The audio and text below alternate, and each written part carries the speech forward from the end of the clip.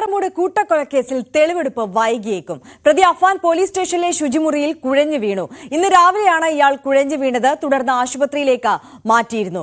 രക്തസമ്മർദ്ദത്തിലെ വ്യതിയാനം എന്നാണ് ഡോക്ടർമാർ അറിയിച്ചത്.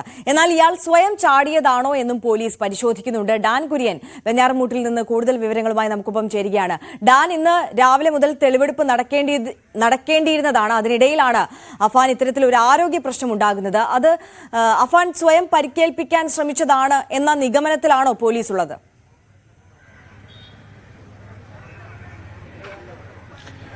ആരോഗ്യ പ്രശ്നമല്ല, ഇത് ബോധപൂർവമായി മതിലിൽ നിന്ന് താഴേക്ക് ചാടാനായി, മതിൽക്കെട്ടിൽ നിന്ന് താഴേക്ക് ചാടാനായി നടത്തിയ നീക്കമാണ് എന്നാണ് പോലീസ് ഇപ്പോൾ നൽകുന്ന വിവരങ്ങൾ. അതായത് ഈ കഴിഞ്ഞ ഏതാനും ദിവസങ്ങളായി ജയിലിൽ പ്രവേശിപ്പിച്ചതിന് ശേഷം മുതൽ പ്രതി ആത്മഹത്യാ പ്രവണത കാണിക്കുന്നുണ്ട്. തുടർച്ചയായി താനും ആത്മഹത്യ ചെയ്യുമെന്ന് ജയിൽ അധികൃതരോടും ഒപ്പമുള്ള അന്തേവാസികളോടുമൊക്കെ അഫാൻ വെളിപ്പെടുത്തുന്നുണ്ടായിരുന്നു. അതിനുശേഷമാണ് പാങ്ങോട് പോലീസ് 3 ദിവസത്തെ കസ്റ്റഡിയിൽ വാങ്ങിയത്. അങ്ങനെ ഇന്ന് രാവിലെ 7:30 തുടങ്ങി ഉച്ചയ്ക്ക് മുമ്പായിട്ട് തെളിവെടുപ്പ് പൂർത്തിയാക്കുന്നതിനുള്ള ഒരു പ്ലാനായിരുന്നു അവർ തയ്യാറാക്കിയത്.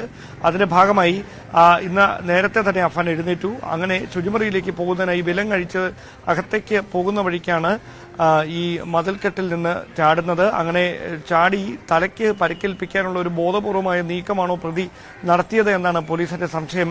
പ്രാഥമിക പരിശോധനകൾക്ക് വേണ്ടി സമീപത്തെ ആശുപത്രിയിലേക്ക് മാറ്റി. മറ്റ് പ്രശ്നങ്ങളൊന്നുമില്ല എന്ന് കണ്ടെത്തിയതിനെ തുടർന്ന് തിരികെ ഞങ്ങളിപ്പോൾ ഉള്ള പാങ്ങോട് പോലീസ് സ്റ്റേഷനിലേക്ക് അഫാനെ എത്തിച്ചിട്ടുണ്ട്. ഈ ഒരു സംഭവം അറിഞ്ഞ് രാവിലെ ഈ ഇവരുടെ കുടുംബവുമായി ബന്ധമുള്ള ആളുകളടക്കം സ്റ്റേഷൻ പരിസരത്തേക്ക് എത്തിയിരുന്നു.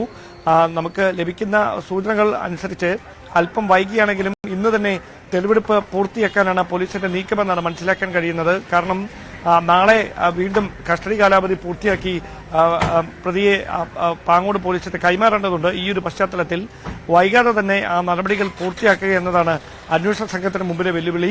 സൽമ ബീവിയുടെ പാങ്ങോടുള്ള വീട്ടിലും അതോടൊപ്പം തന്നെ ഈ ഇവരെ എല്ലാവരെയും കൊലപ്പെടുത്താൻ ഉപയോഗിച്ച ചുറ്റിക വാങ്ങിയ വ്യാപാര സ്ഥാപനത്തിലും പണയം വെച്ച മാല സ്വർണം പണയം വെച്ച സ്ഥാപനത്തിലും എത്തിച്ച പ്രതിയെ തെളിവെടുപ്പ് നടത്തുന്നതിനുള്ള ഒരു നീക്കമായിരുന്നു പോലീസ് പ്ലാൻ ചെയ്തത്. അതുമായി ബന്ധപ്പെട്ട് തന്നെയുള്ള നടപടിക്രമങ്ങൾ, തെളിവെടുപ്പ് ഉൾപ്പെടെയുള്ള നടപടിക്രമങ്ങൾ വൈകാതെ പൂർത്തിയാക്കുമെന്നാണ് സൂചന.